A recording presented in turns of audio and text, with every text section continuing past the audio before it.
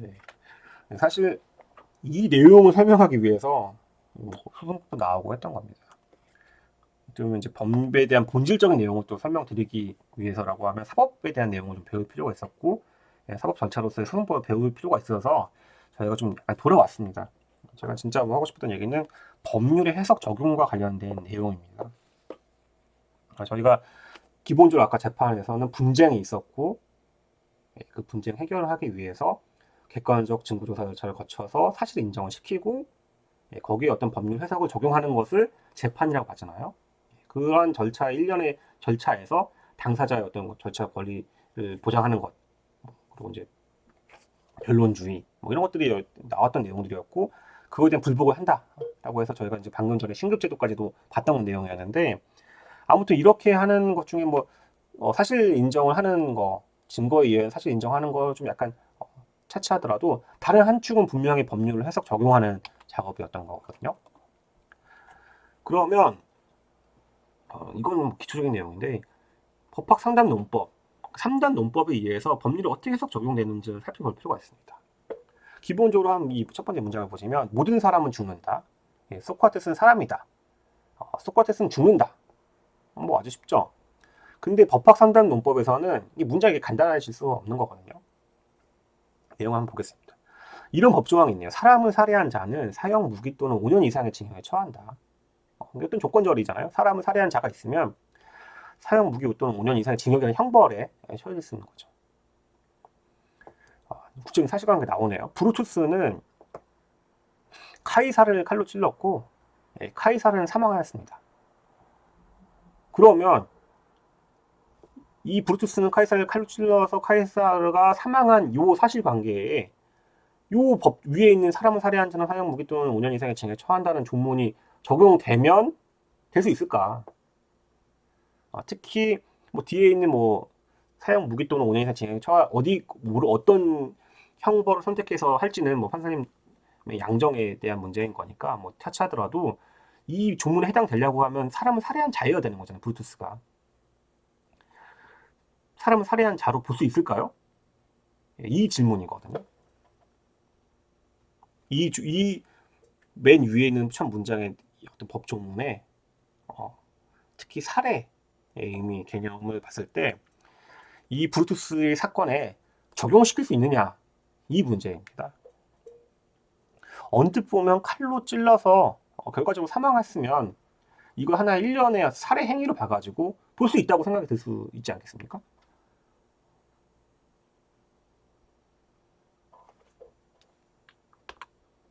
예, 근데 아닐 수도, 이제 이게 그 조문이 아닐 수도 있다라는 거, 고민을 좀 해볼 필요가 좀 있습니다. 형법 250조 1항을 방금 전에 설명을 해드렸던 건데, 250조 2항도 있습니다. 자기 또는 배우자 직계 존속을 살해한 자는 사형 무기 또는 7년 이상의 징역에 처하게 되거든요. 뒤에 있는 거는 뭐 사형 무기 또는 7년이, 그러니까 5년에 7년을 늘어난 건 이런 형의 양정을 좀 빼더라도, 형벌을 좀 빼더라도 앞에 사람을 살해한 자였는데 이 사람이 지금 확대됐잖아요. 자기 또는 배우자 직계 존속을 살해했다.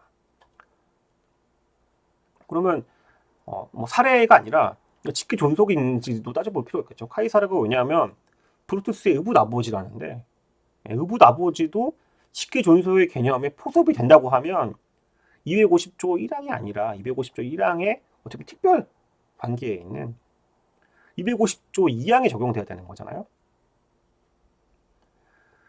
근데 우리가 지금 당연하게 칼로 찌르는 걸 보고 사망까지 봤으니까 그냥 이거 하나의 살해 행위를 볼 수 있을 것인지라고 너무 당연히 생각하고 넘어가셨을 것 같은데, 아닐 수도 있거든요. 왜냐면 259조랑 262조 형법 259조, 262조를 보시면 사람의 신체를 상해해서 사망에 이르게 한 자는 3년 이상의 유기징역에 처한다.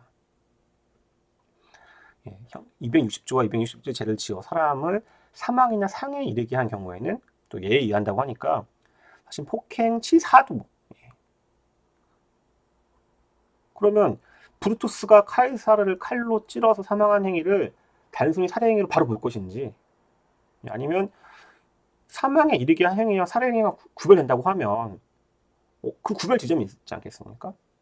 그러니까 예를 들면 카이사르가 찔렸는데 깊게 안 찔렸는데 다른 폐혈증으로 뭐 사망할 수도 있고, 아니면 아예 찔리지도 않고 찌르려고 했는데 피하다가 계단에 굴러서 내진탕으로 사망했다. 이걸 하나의 살해 행위로 볼 것인지 아니면 사망에 이르게 한 행위로 볼 것인지 해석에 대한 내용이 그러니까 결국 어느 이 살해 행위랑 사망에 이르게 한 행위에 대한 해석에 따라서 각각 어느 법조문이 적용되는지가 달라질 수가 있는 거거든요. 이게 이제 법률 해석 적용. 형법은 그나마 좀 쉬운 거죠. 이게 좀 그나마 좀 이 문장이 쉽게 나오는 편이니까. 그럼에도 불구하고 좀 우리가 고민을 해봐야 될 필요가 있잖아요. 이런 게 이제 법률 해석 적용이라고 보시면 될 것 같은데,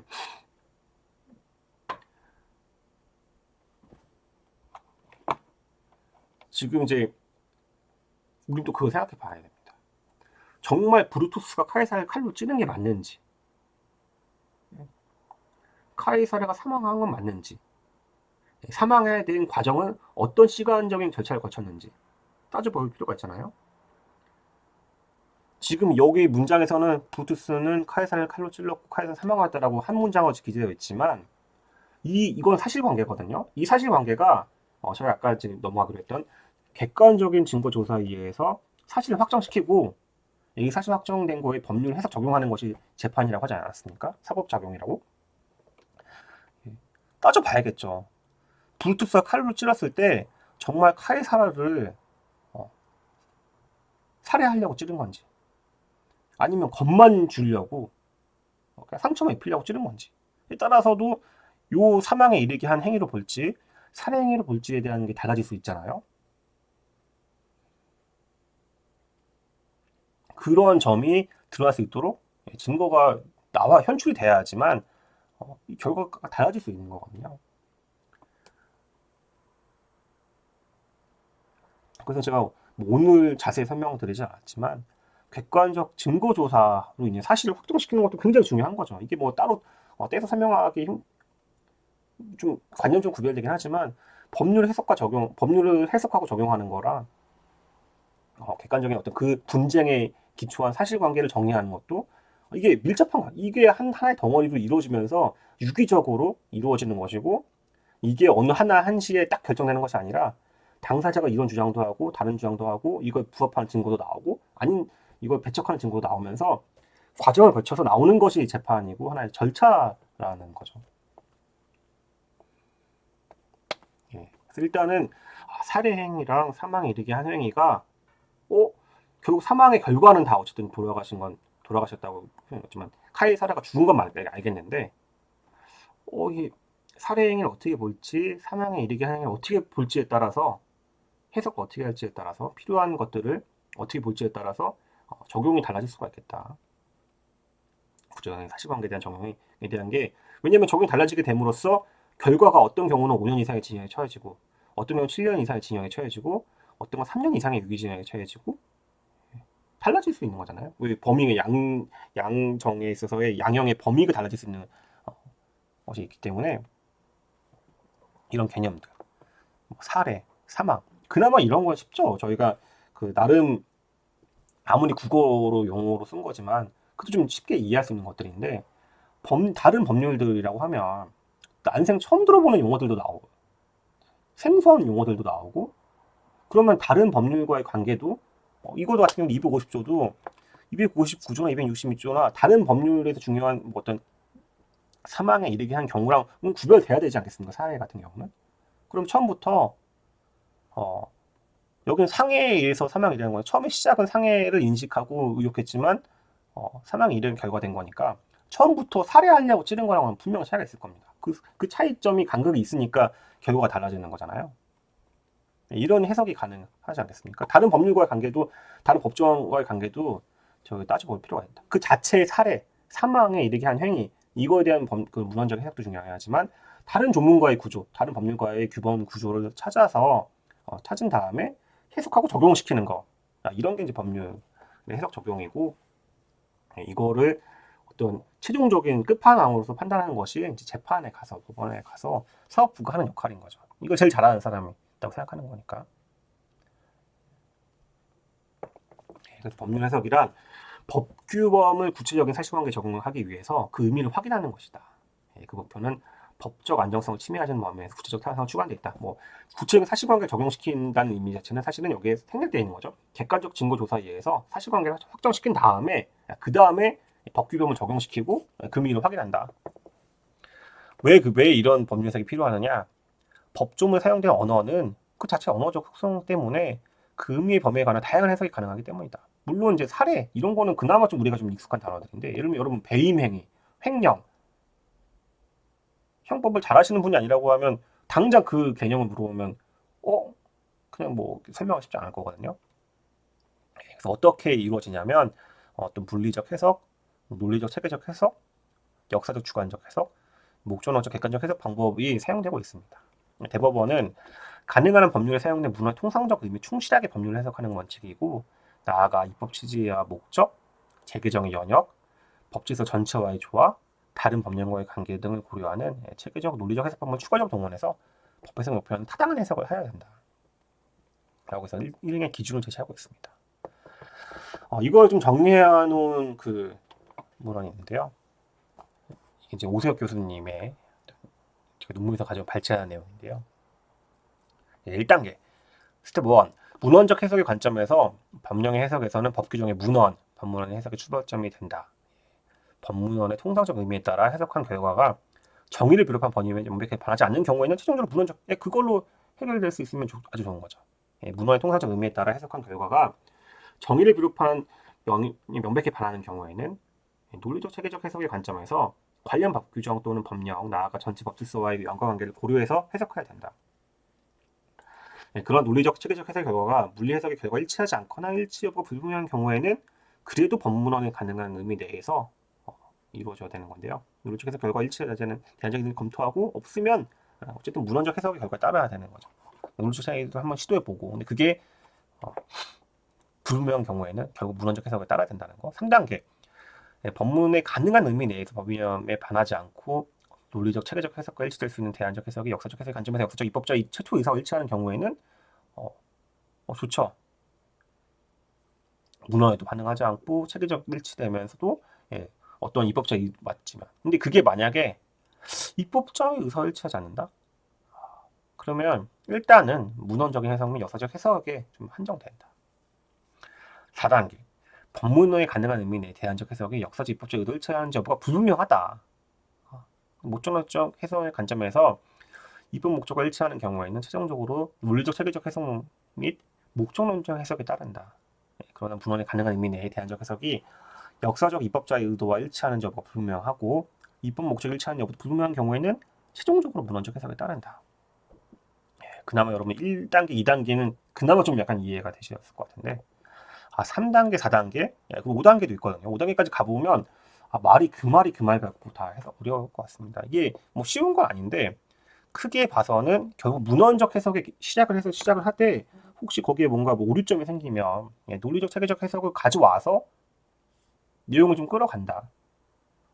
근데 그게 혹시 그런 논리적 체계적 해석이 입법자의 의도라든지 아니면 전체 법질서의 체계와도 맞는지 따져봐야 되는 건데 완전히 일치하지 않는 경우에는 그도 뭔가 문헌적인 범위 내에서 한정될 테지만 불분명한 경우에는 어떻게 봐야 될 것인지에 대한 거로 약간 만약 도표가 있다고 하면 그 구조도가 있을 거 아닙니까? 회로도로 본다고 하면 약간 이게 이런 것들이 이게 뭐 1단계, 2단계, 3단계, 4단계, 5단계가 어디 뭐 법칙으로 되어 있다기보다 대법원도 이게 어쨌든 다 이거의 우열관계를 정한다기보다 어쨌든 문헌의 통상적인 의미 내에서 내가 혹 좀 약간 그 뭐 범위 내에서 알맞게 하겠다는 의미로 쓰고 있는 거거든요. 그러니까 이게 1단계, 2단계, 3단계, 4단계, 5단계가 진짜 어떤 이유 외우고 뭐 해야 될 것이 어떤 로직이 있는 것이 아니라 뭔지는 모르겠지만 문헌의 의미 충실하되 다른 법령과의 관계, 법치 전체와의 조화, 재개적인 영역, 목적에 따라서 어떤 걸 주장해 보는 거죠. 이 판단은 판사마다 다를 수가 있겠죠. 맞으면 더 좋겠지만 그렇게 되면 그거에 대해서 불복을 해서 1심, 2심, 3심까지 올라가서 최종적인 어떤 대법원의 판단을 받을 수도 있겠죠. 왜냐면 종국적인 어떤 최종적으로 판단하시는 분들은 법과 양심에 따라 어떤 법률 전문가로서 판단하는 분이기 때문에 그리고 그것들을 뒷받침하기 위해서 물론 당사자들도 열심히 주장을 하긴 하겠죠. 이건 이렇게 해석을 해야 됩니다. 저건 또 저렇게 해석해야 됩니다라는 내용들을 가져오는 경우들이 있을 수 있습니다. 이게 왜 이런 내용들이 이제 평소에는 그렇게 크게 중요하게 여겨지지 않을 수 있는데 가끔 입법자들이 법을 만드는 저희가 법률 제정하는 절차를 봤었잖아요. 예. 그렇게 깊게 생각 안 하고 만드는 경우들이 발생하기 때문에 이런 해석 방법들이 필요한 겁니다. 보통은 이제 그렇게 이게 첨예하게 갈리는 경우들이 별로 없는데 또 사건에 따라서 이제 발견이 되는 거죠. 아무튼 간에 이제 이럴 때 저희가 좀 알아둬야 되는 어떤 단기 구조가 있습니다. 헌법 아래 법률이 있고 법률 아래 법규 명령이 있다는 거. 물론 이제 법규 명령은 아직 본격적으로 배우지 않았기 때문에 일단 헌법 아래 법률이 있다는 거 정도만. 그러니까 저희가 헌법의 어떤 신뢰보 원칙 아니면 소구 입법 금지 원칙 같은 거, 과잉 금지 원칙 같은 걸 배웠잖아요. 그 아래 법률이 있는. 그러니까 어떤 법률이 어떤 문에 있더라도 헌법에서의 어떤 해석에 따라서 그 법률의 규정의 어떤 내용들이 무력화될 수도 있는 거죠. 아무튼 간에 위 상하 관계로는 헌법 아래 법률이 있다는 것 정도만 일단 알아두시고 법률 아래 행정 입법 중에 한 종류인 법규 명령이 있다라는 것 정도까지만 일단 알아두시고 동일한 단계 내에서는 특별법 우선의 원칙, 신법 우선의 원칙 이런 것들을 해서 단계에 따라서 구조들을 이제 적용되는 법률을 좀 한정해보고 그때 적용되는 여러 가지 내용들이 있을 거 아닙니까? 그 내용들에 대한 규범에 대한 해석, 적용까지 나가는 거. 그러니까 이게 좀 이렇게 어떤 로직을 처음에 배우실 때는 좀 어려울 수도 있는데 이거를 기본적으로 깔고 간 다음에 이렇게 해석을 해야 된다는 거죠. 이게 왜 그러냐면 규범끼리도 아까는 그래도 이제 뭐 이렇게 250조, 259조, 62조 이런 게 특별히 충돌하는 경우는 아니었는데 적용을 하려다 보니까 충돌되는 경우들이 발생한다는 거죠. 지금은 그나마 그냥 이게 뭐 사람을 살해한 행위인지 사망 이르게 한 행위인 정도로 그냥 해석하고 적용하는 것 정도였는데 그게 아니라 서로 각자의 규범이 충돌하는 경우들이 발생할 수도 있고 더 적극적으로 나아가서는 그러니까 입법자가 충분한 시간을 가지고 만들면 문제가 없는데 되게 좀 이렇게 허술하게 만들어진 경우도 있기 때문에 이걸 어떻게 봐야 될 것인지에 대한 거. 이런 논의들까지 이제 볼 때 이런 체계적인 구조들을 이런 원칙들을 따져볼 필요가 있는 것이죠. 특히 재형법정 주의나 행정정제 같이 형사 처벌하는 경우에 있어서는 그래도 피고인에게 유리한 해석을 해야 되는 것이고요. 처벌 위주로 생각할 것이 아니라 엄격하게 해석해서 최대한 불리하게 해석하면 안 된다라는 거는 형사 제재인 형벌에서도 마찬가지고 형사법에서도 마찬가지고 행정 제재가 최근에 많이 문제가 되고 있잖아요. 행정 제재도 마찬가지이다. 그런데 좀 더 엄격하게 해석할 필요가 있다라는 거.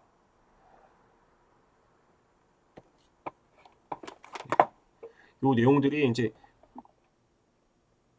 제가 약간 헛기침만이라고 기침이 있어 잠깐 이제 일시 중단했었는데요. 아무튼 그렇습니다. 적용되는 법률도 따져봐야 되는데요. 시간적인 봤을 때 저희가 기본적으로 행위시법주 누군가를 처벌할 때는 행위시법주의 행위시의 법률이라고는 처벌되지 않는다. 행위시를 따지는데 때에 따라서는 재판시가 문제되는 경우 경환법이면 재판시에 되는 법률이 적용될 수도 있겠죠. 약간 구별되는 게 행정처분시가 다를 수가 있거든요. 행위시랑 행정처분시 특히 행정사건에서는 달라질 수 있는 경우들이 있을 수 있습니다. 기본적으로 행정사건에서는 처분시가 행정청이 어떤 행동을 하는 처분시가 기준이 되는 건데 그때 법률이 적용될 텐데 그게 어떤 법률령을 위반한 경우 행정기법 14조 3항을 보시면 마치 형사법에서의 행위시법주의와 비슷하게 위반 행위 시에 위반 행위 당시 법률 등에 따른다라고 되어 있어서 이거는 행위시법이랑 처분시랑 재판시 뭐 바로 형사처벌이라고 하면 처분시가 없겠죠. 행위시랑 재판시만 있을 텐데 이런 경우들이 일련의 과정에 따라서 왜냐면 법률이 계속 재개정되고 있기 때문에 그때 적용되는 법률들이 문제가 될 수 있고 그때 그런 법률들이 문제될 때 어떤 경우에서는 서로 다른 여러 상호 간의 법령들이 충돌될 때들이 발생되는 경우들이 좀 있고 뭐 충돌이 되거나 안 되거나 그 어떤 그 규범에서 어떤 조문의 어떤 그 언어상의 표현에 따라서 이걸 어떻게 해석해야 되는지에 따라서 예, 이런 법률 해석 방법이 왜냐면 다른 규범과의 관련성까지도 봐서 해석해야 될 필요가 있으니까. 그러면 또 문화의 통상적 의미에 한정되긴 하겠지만 좀 논의들까지 복잡하게 얽히는 경우들이 많지는 않겠지만 예, 그래도 많이 발견되고 있다. 예, 좀 이제는 좀 약간 더 여기까지만 설명하면 딱 좋았을 텐데 사실은 이제 이게 좀 약간 어려운 내용이긴 합니다.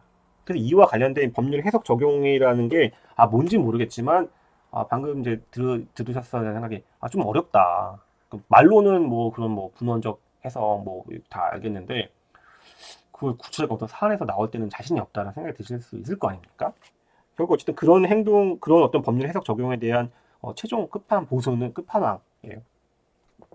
이건 결국 이제 재판에서 판사님 1심, 2심, 3심을 거쳐서 신고죄를 갖추고 있는 이 사법부의 본질적 요소였잖아요. 객관적 사실 인정되어 있는 사실 확정시킨 다음에 법률 해석 적용하는 거. 그러면 이제 이 급한 보수는 대법원일 텐데 이런 법률 해석 적용과 관련된 권한에 관련돼서 최근에 와서는 최근이라기보다는 좀 옛날에 좀 되긴 했죠. 헌법재판소와 좀 해묵은 갈등이 좀 있긴 있습니다. 대법원과 헌법재판소가 경쟁을 하고 있다는 거죠. 예를 들면 저 헌법 재판에서 제가 위헌 법률 심판을 봤던 적이 있어요. 이미 국회가 제정한 법률을 헌법재판소가 무력화시키는 그 헌법 위반된다, 위헌이다라고 해서 그것을 봤는데 그때 대상은 법률이거든요. 법률.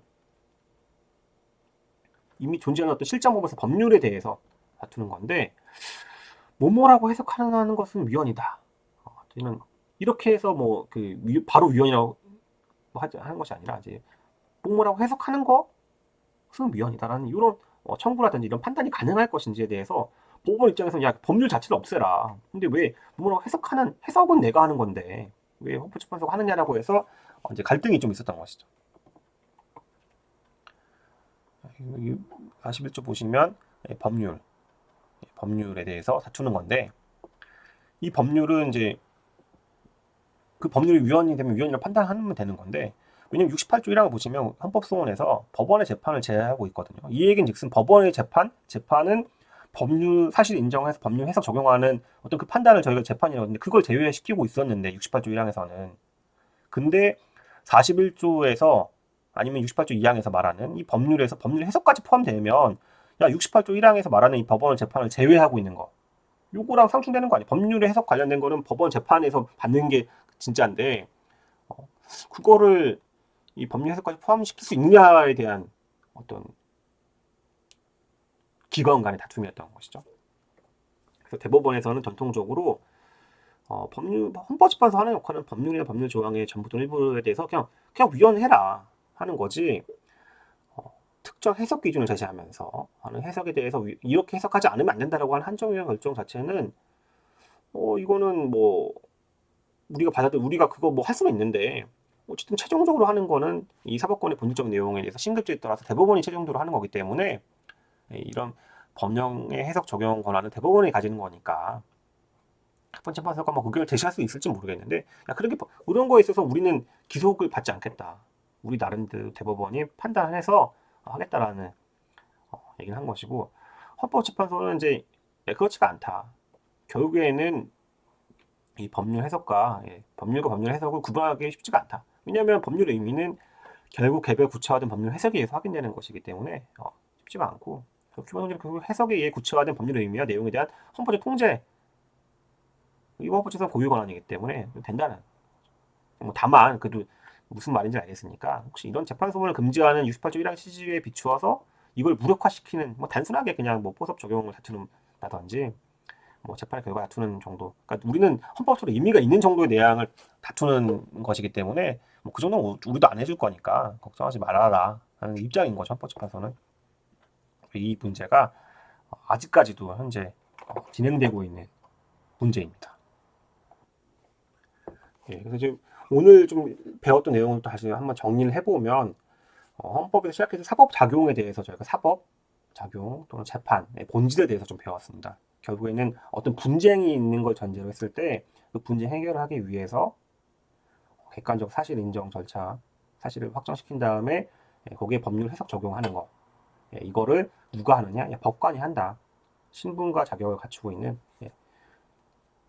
법률 전문가, 양심에 따라 독립해서 재판을 하시는 법관에서 하게 되는 것이고, 그거의 일련의 절차, 그거를 저희가 수송법에 따라서 규율되고 있었습니다.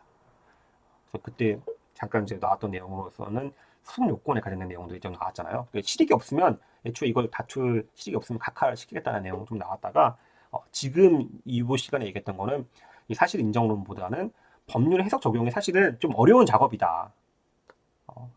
단순하게 3단 논법으로 쉽게 뭐 이렇게 나오는 것이 아니라 어떨 때에 따라서 이 법률의 그 의미가 딱 그 문장이나 아니면 그 단어만 보는 것이 아니라 다른 법령과의 관계라든지 다른 법률 조항도 같이 봐야 될 필요가 있거나 때에 따라서는 역사적으로 어떻게 변화가 되어 왔는지를 살펴볼 필요가 있는 경우들이 발생해야지만 이 사건에서 적용되는 어떤 법률의 내용을 확정시키고 따져볼 필요가 있는 것이죠. 특히 이 법을 개정하는 과정 중에서 입법자가 최선의 노력을 다하지 않고 하는 경우도 많고요. 특히 하위 법령에서는 더더욱 그런 감시 절차가 없기 때문에 이게 막 충돌되고 상하 관계에서 충돌되고 앞뒤도 충돌되고 이런 경우들이 각자 서로 병행해서 다른 법률들끼리 충돌되는 경우들이 많이 발견되고 있기 때문에 그런 관련해서 어떻게 해야 되는지에 대한 어떤 방안들이 나왔던 것이고, 그런 또 권한을 이런 파워 이런 권한이 대법원에 가지는 것인가? 대법원이 가지는 게 당연히 기본적이긴 한데 헌법재판소가 그래도 이거 우리가 위헌법률 심판에서 법률의 위헌성 따지는 데 있어서는 한정위원으로 판단할 수 있다. 라고 해서 나름의 이제 법률의 해석 적용 권한이 물론 대법원이 가지는 사건의 본질의 얘기 맞긴 맞는데 헌법재판소라고 못할 건 없다. 특히 문제되는 경우에 있어서는 라고 하는 내용까지 해서 진행된다라는 거를 저희가 살펴봤습니다. 나름의 이제 사법과 재판 또는 소송 이런 거에 대해서 관념을 좀 이해하는 시간이었으면 시간을 만들려고요. 제가 이렇게 강의안을 좀 준비해 봤습니다.